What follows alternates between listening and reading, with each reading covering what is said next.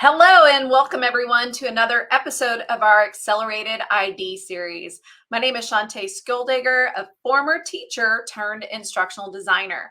And I am just thrilled that you are here with me back for session 2 in our 4-part series, the Instructional Design Transition Plan.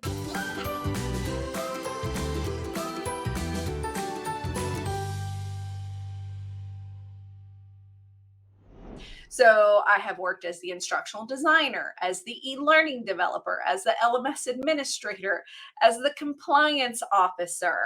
I've been adjunct faculty, right? So I've really done all the different things. Today, what we do at the Instructional Design Company is that we provide services to client companies who need learning solutions built for them. We also provide consulting and coaching services to our clients, as well as education to our aspiring instructional designers. So we are here to talk about step 1, know your ID destination. And whenever we talk about know your ID destination, what that means is I want you to think about what kind of instructional designer you want to be, because there are different kinds of instructional design jobs in different settings with different responsibilities. And we're really going to break that down for you today. So maybe you'll have a good idea about what might resonate with you by the time that we're finished this training. So the 3 instructional design settings that we're really going to talk about today are corporate, higher ed, and freelance. Now, there are other settings like not-for-profit, ed tech, right? There's just not enough time for us to dive into everything, but these are the 3 that people ask me about the most. So these are going to be the 3 that we take this dive into. And if you are one of my experienced instructional designers that's here with me, go ahead and tell me which of these roles are you in? I'd love to hear from you. So a corporate instructional designer, they are responsible for creating learning experiences for staff and sometimes the customers of a company. Then in higher ed, there's really 2 paths that you could go down, right?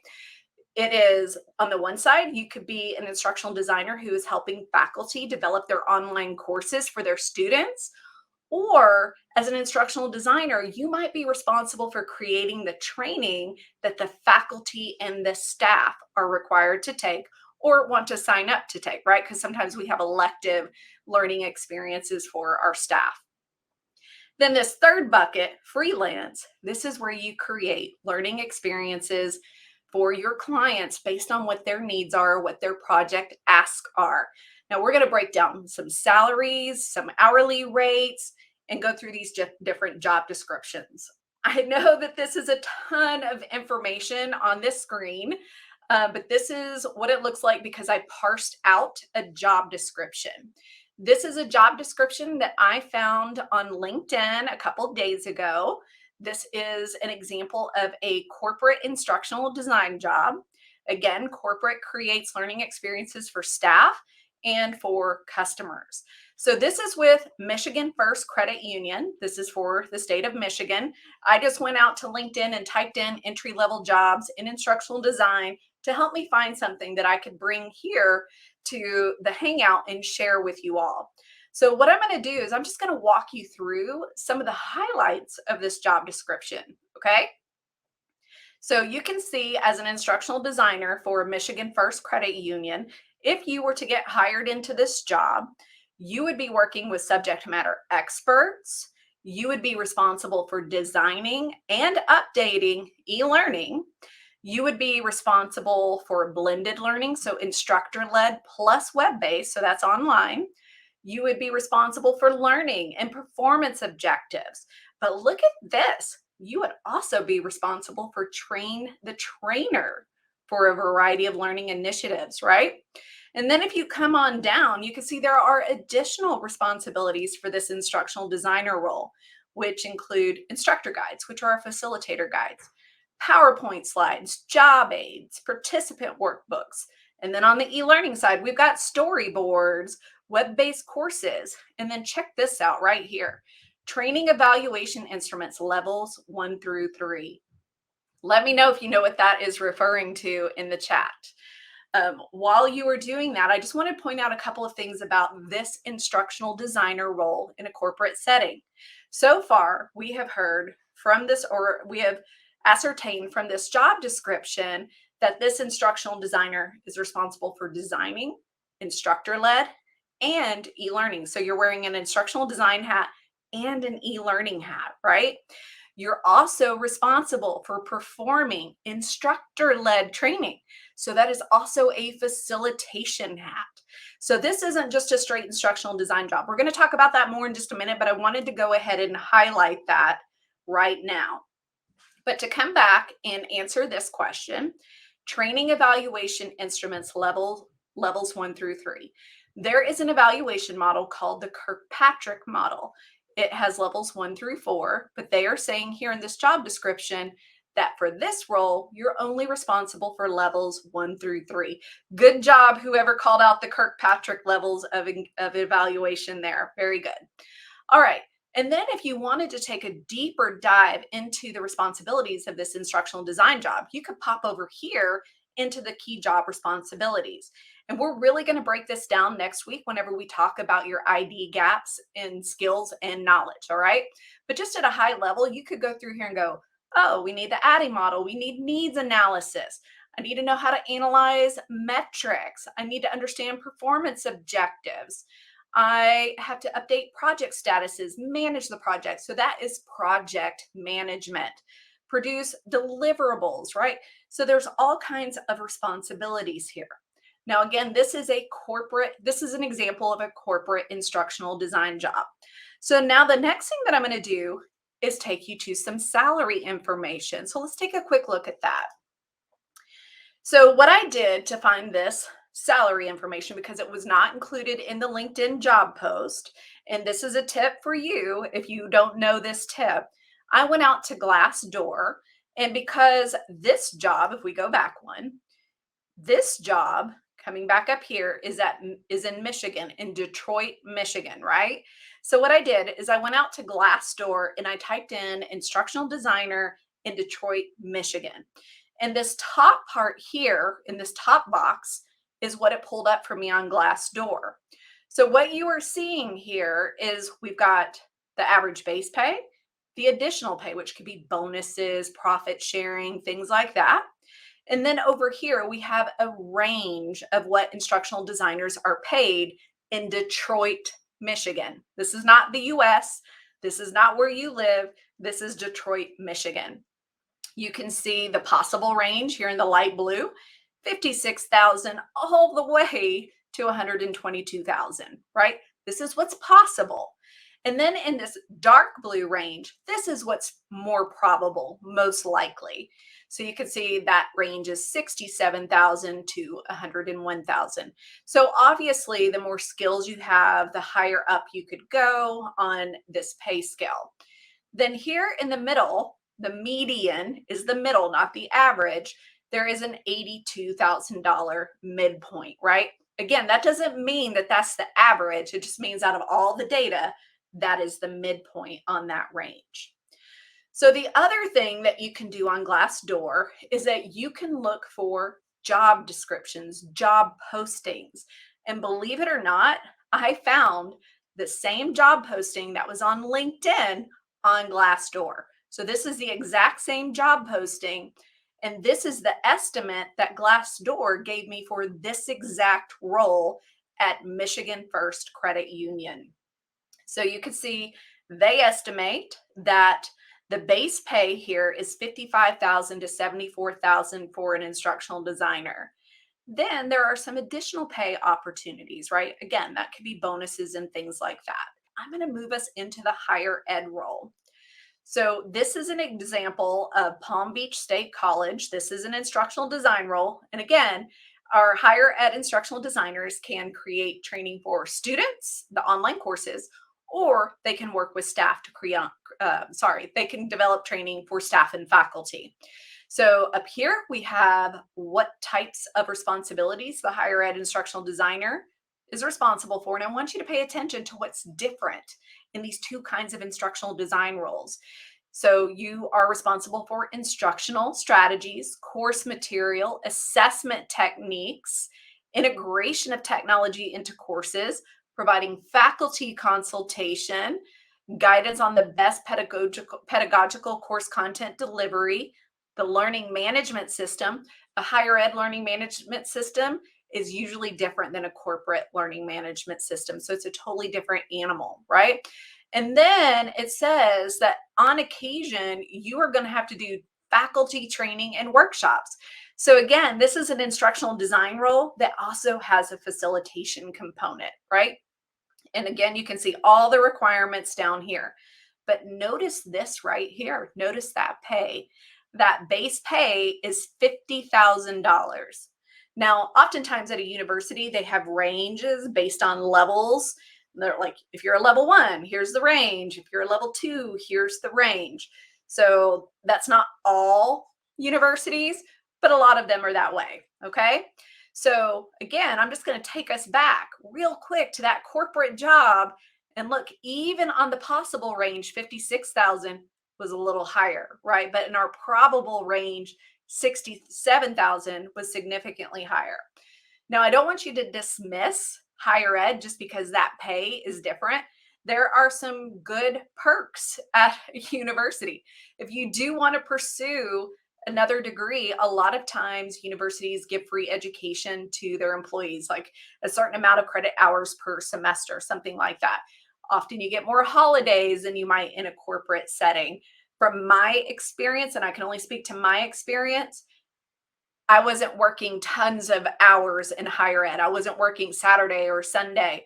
Occasionally, I had to take something home and take care of it, but I wore literally all the hats that there are on the L&D team whenever I worked in higher ed.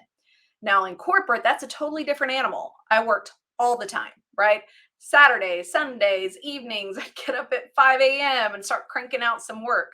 So it really just depends on what kind of a lifestyle you're looking for and what kind of benefits that you are looking for. Let's take us into freelance. I often get asked about how can I freelance?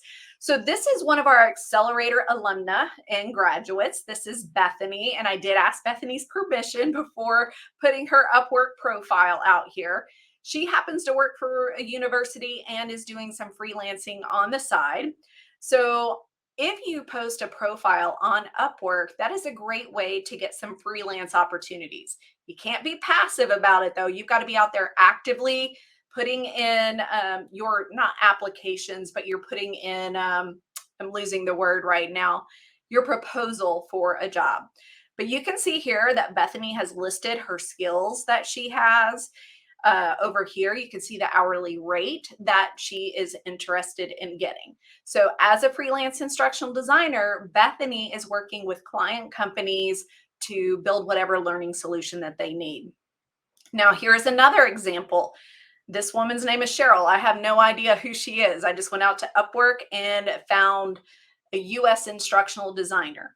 You can see that she earns $60 an hour. Here are her skills. She's earned over $50,000 on Upwork. So she's had a lot of success here, which is awesome. The other thing that I did was I searched the US and I looked for hourly pay ranges just so that you could get an idea of how much freelancers can earn.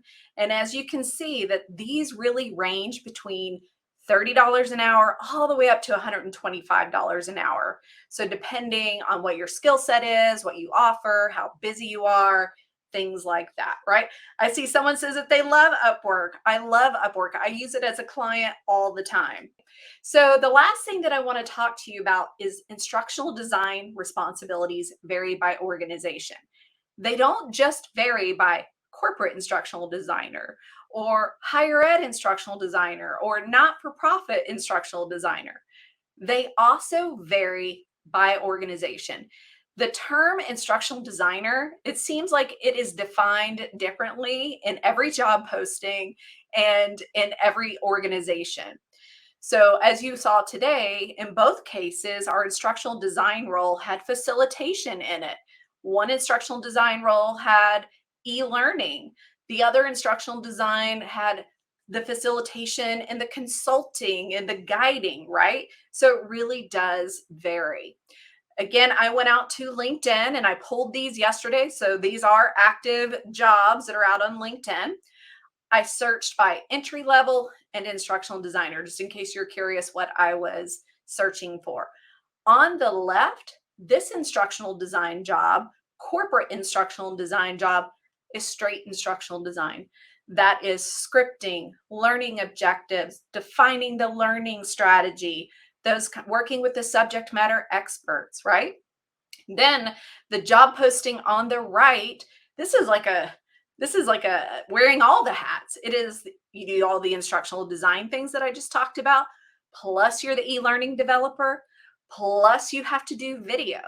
So it's important that you know that instructional design jobs not only vary by the setting you work in, but they also vary by the company, because every company defines instructional design different, and it's based on what their team needs are, right? A small organization may be like, oh, Katie, I need you to wear all the hats.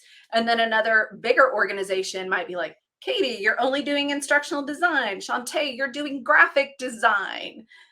David, you're doing all of our video stuff. So it really just depends. But it is important that you think about what you want to do and in what setting that you want to work in. So just as a quick recap, as we are finishing up, we have our corporate instructional designer, typically higher salaries, which means you get raises faster. I've never worked in a corporate job that was 40 hours a week only, minimum 2 weeks of vacation, had to have longevity in the company to increase my vacation. I did all the things, facilitation, working in different learning management systems, e-learning, instructional design. Higher ed, again, typically lower salary, a little bit less stress. I'm giving you my experience. Everybody's experience might be different. I didn't have to work significantly over 40 hours, if at all. I enjoyed the perks such as free college education and a few more holidays. And then freelance, you've got to grind. You've got to hustle if you're going to do this full time, because you are constantly on the hunt of where that next dollar is coming from or where that next client is coming from. If you like change, if you like talking to people and selling your skills, this is a really good place. Might not be 40 hours a week. Some weeks it might be 60, and then the next week it might be 10. It really just depends on what you are comfortable with. So next week, this is where I'm going to walk you through how you can identify what your skill gaps are, what your knowledge gaps are, so that you know where you need to start your development, right? Whether it's corporate, it's freelance, or it's higher ed, we're going to take a look at these different skill sets. And then we'll talk about what you can do to get started in step 3. A few resources that you might find helpful related to today's content. We have the Ultimate Instructional Design Starter Kit. So this is for newbies, for our aspiring instructional designers. It covers things like training needs analysis. There's a checklist that you can follow to build your course. There's a 7-step process you can follow for building a really engaging course outline. There's even a PowerPoint template that'll talk to you about the 4 principles of andragogy or adult learning. And then it talks about some of the instructional design models that you should be aware of.